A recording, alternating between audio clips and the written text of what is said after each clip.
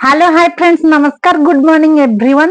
आपण मन सब केमती अछंती? तो आसंतु आज आ गोटे आइटम टे बनेबा बेसन आलू तरकारी। तो मु केमती बनौची आ सेटा केमती करूची आसंतु देखिबा। जदि हम वीडियो टी को लाइक शेयर सब्सक्राइब करना है तो प्लीज लाइक शेयर सब्सक्राइब कर दियंतु।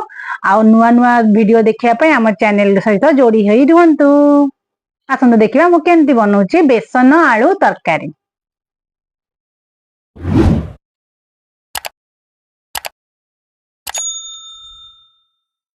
मु गोटे जगार पानी गरम कर अल्प पियाज रसुण मसला पकई हल्दी पकई टिके फुटिया छाड़ीदबा घोड़े दबा टिके फुटिया छाड़ीदबा। देखते फुटी आसला मु बेसन पकई अल्प 250 बेसन नहीं बेसन टाक पकईकी आम किसी समय करवा हल्का जंती दबा। देखते आस्ते आस्ते गोलेबा।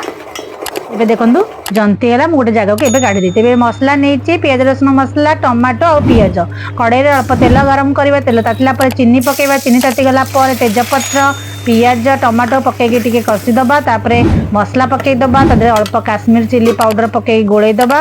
एबे मसलाटा कषिया छाड़ एबे जंती थिबा बेसन को कौन करवा ना ताकू भल से मिक्स करके एमती गोटे गोल आकार बनईदबा। अल्प तेल देदेबा ताकू पीस पीस करके काटिदबा। जो साइज रो करिवे मु स्क्वायर साइज रो करिछि काटिकी ताकू एबे स्क्वायर साइज रो सब तक काटिकी देखंतु एठी गोटे जगह रे मु रखि देइछि। तापर हम कोन करबा ना ताकू छाणीबा। देखते ए शाड़िया सब गोटे गोटे साइज करके स्क्वायर साइज कर कड़े में तेल गरम करवा। तेल तातिगला से बेसन गुड़ा को लेकिन सब पकईकी सब छाणीदबा। देखो ये मुझे छाणी देइछि। तेल गरम है दबा यही कलर है पर्यटन छाणीबा। एबे कौन करवा ना गोटे जगह को आम काढ़ीदबा। मुझे गोटे जगह को काढ़ी देइछि। एबे आम कौन करवा ना एमती सबतक जितक करी सबतक छाणी देइछि। एबे आम मसलाटा इडे कषि ही आसलानी। एबे कौन करवा ना ताधरे आलू रखिथिबा सिझा आलू पकईदबा। अल्प पानी देदबा ताधरे लुण पकईदबा स्वाद अनुजाई। एबे हल्दी टिके पकईदबा तापरे गोलेदबा। गोले देकी किछ समय पानीटा फुटिया पई छाड़ीदबा। देखंतु एबे तरकारीटा फुटी आसलानी। एडी बसछि देखंतु ये पानी फुटी आसला गरम मसला पकई देछि आ बेसन टाक जो छाणी रखी पकईदबा।